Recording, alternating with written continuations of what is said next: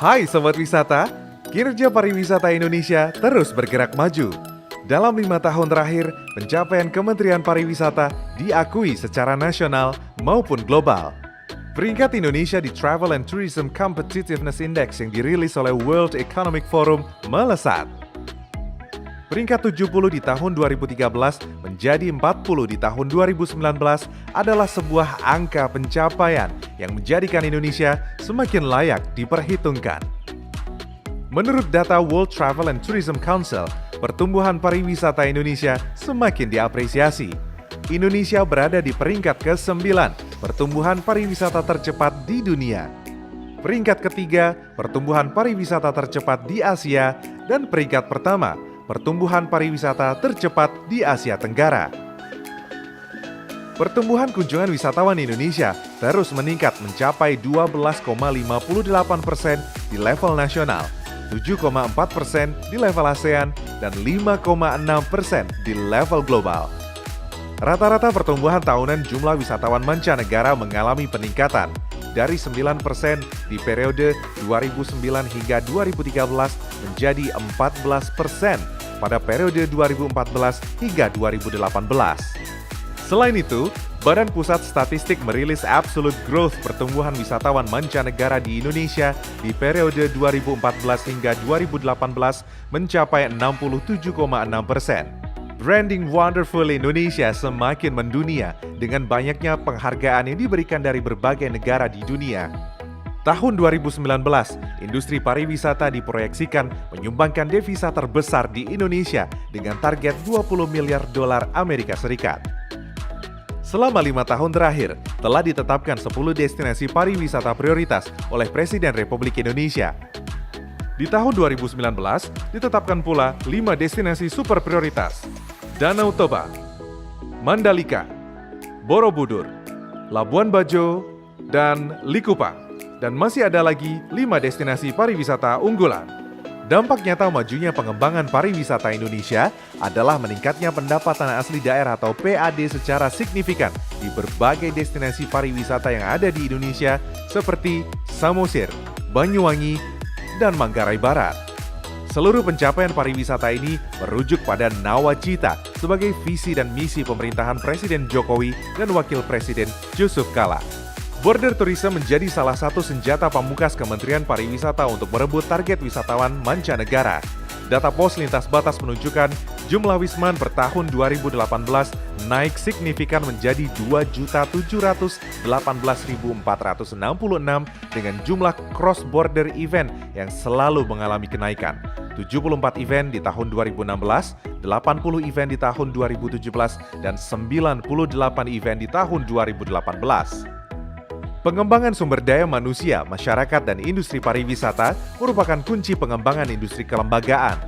Pengembangan sumber daya manusia melalui pelatihan dasar kepariwisataan bagi mahasiswa dan guru bertujuan untuk meningkatkan kesadaran dan kepekaan tentang kepariwisataan sehingga mampu meningkatkan ekonomi dan perkembangan industri pariwisata. Pengembangan masyarakat diwujudkan melalui gerakan sadar wisata, peningkatan kapasitas usaha kecil masyarakat, serta pengembangan desa wisata melalui pendampingan. Gerakan sadar wisata telah ditetapkan di 10 destinasi pariwisata prioritas dengan tujuan untuk meningkatkan ekonomi masyarakat seperti bagaimana menyambut wisatawan dengan prima serta bagaimana menjaga kebersihan area destinasi pariwisata. Peningkatan kapasitas usaha kecil masyarakat dilaksanakan guna mengajak masyarakat untuk aktif mengembangkan produk dan usaha kecil masyarakat di 10 destinasi wisata prioritas melalui berbagai pelatihan seperti pemandu wisata, homestay, kuliner, cindramata, dan lain-lain. 100 Wonderful Events digelar di seluruh Indonesia. Kementerian Pariwisata telah melakukan publikasi media ruang dengan memperkenalkan 10 destinasi branding seperti Medan, Kepulauan Riau, Jakarta, Bandung, Joglosemar, Banyuwangi, Bali, Lombok, Makassar, Coral Wonders, Bunaken, Wakatobi, dan Raja Ampat.